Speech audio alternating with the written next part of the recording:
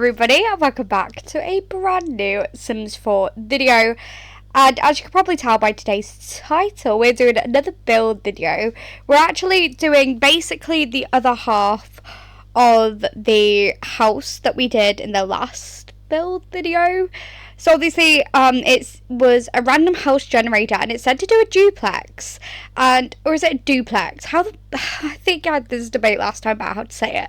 Anyway, so obviously I did one section of the house which was for a divorced couple that liked writing, and I think it said thrifting or something like that. So I catered the house towards then, like, once I think the house had to have a computer in it.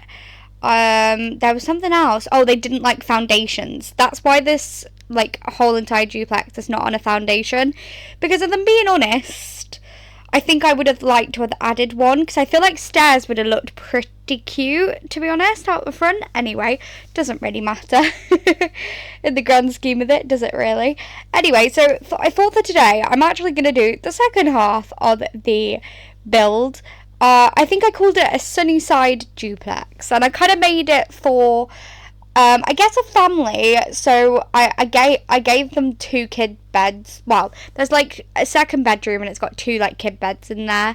So yeah, that sort of dynamic. There's a lot of yellows. I think I added a couple of greens in there too, but very bright colours.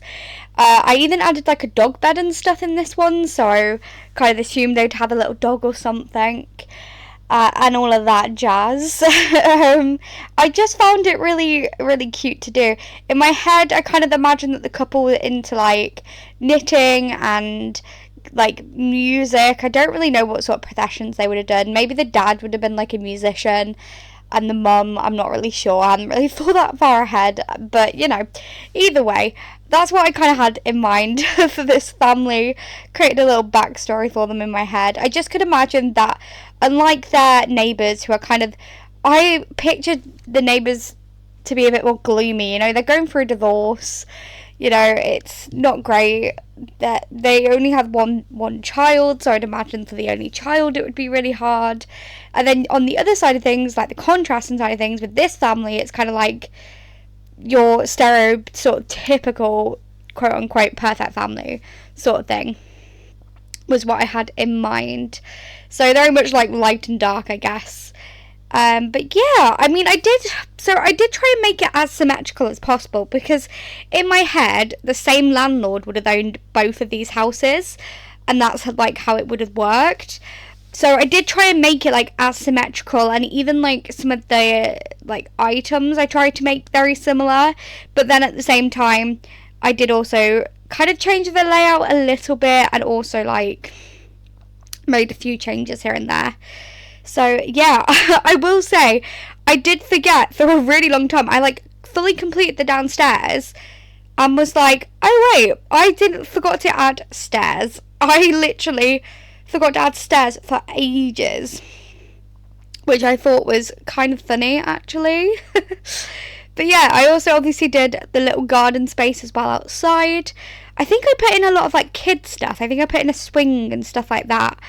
But yeah, but in terms of like some of the fixtures, like the doors and the curtains, things like that, I kind of made it all the same, because I kind of thought, like, if it was the same landlord, they would try and get it, like, all the basics from the same place. I don't really know. But yeah, anyway, that's the little backstory that I had in mind for this family. The little,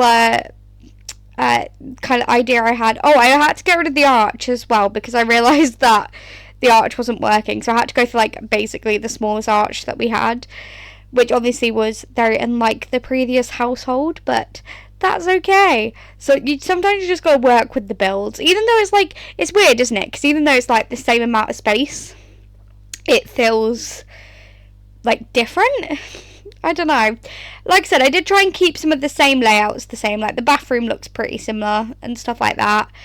But yeah, either way, I think it's really cute. I did set it up as residential rentals, and I don't know whether that is for the best, because obviously for rent is slightly broken pack. So I don't know actually how useful it is for people with a residential rental, but that's how I've done it at the moment. But yeah, I just think it's a really cute kind of setup anyway, to be honest. I mean, I would love to create a little family. I do think it would be lovely. Lovely little dynamic. Anyway, I'm trying to think what else to say. I'm sorry if I do say a lot and stuff in these voiceovers, because I just don't tend to edit them as much, because I feel like I'd be here all day trying to edit the voiceovers if I did. I always make my build videos a little bit more casual, if you want to say that, compared to the more like gameplay and talking sort of videos. But yeah, anyway, I do feel like I need to quickly catch you guys up in my life, because honestly, I feel like lately, the last couple of weeks have been the most chaotic and stressful time of my life. And I know that sounds really dramatic, but it really does feel like that.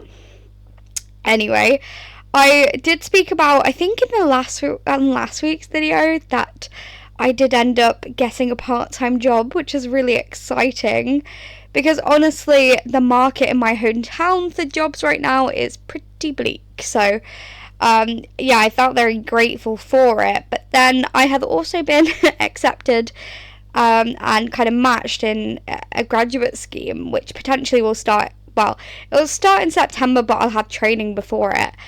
And it's kind of been crazy. My mum always does say that it's easier to get a job when you're in a job, which makes sense. And yeah, it's making me a little overwhelmed at the minute, because I think my life will be very intense, and I don't know what my YouTube schedule will look like, but it's kind of one of those things where I'm just gonna have to cross that bridge when it gets to it. In my head, I'm like, shall I just try and pre-record all the way up until like I had a break? And I'm like, I don't think I'm gonna be able to do that, actually, because I think that's gonna be really hard. But yeah, anyway, like I said, it's honestly when things just come in such leaps and bounds, I'm finding. The other thing that I want to quickly talk about is, so I use obviously, well, not obviously, but I use CapCut to edit, because I find that it's pretty good. It's obviously, well, I say it's free. Okay, this is part of my problem. There is a lot of pro features on CapCut, but for what I do in my like editing in my videos, CapCut has everything that I want it to have. However, from what I can understand, they are making things so much more like pro nowadays. Like, you have to have pro to basically do anything, and to even have unlimited exports, I think, from what I can gather right now as I'm editing this. And I'm a little bit confused, if I'm being honest, why they've done that. Well, I'm not, because obviously they want money, but like, you know, and you're just like, oh, that's so frustrating. I mean, I did use a bit of like I think is it Microsoft Clipchamp? I'm pretty sure I used that for a little while when I first started back into this YouTube channel. So it might just be that I have to revert back to that. Or I used to back in the day, like when I actually did my channel, I used to use, is it Filmora? I don't remember, but I used to use that, so maybe I'll have to have a look at that again.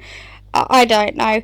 Anyway, that's probably a me issue. I guess what I'm trying to say is, if anybody does YouTube, either as a well, I'm assuming most people just do it as a hobby.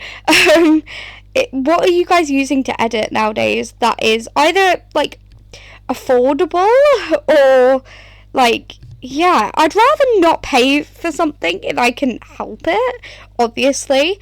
I think, to be fair, I am like that sort of person that I love a good bargain, guys. I love a good deal, but equally, like I said, I'd rather not pay for something that I didn't used to have to pay for, if you know what I mean.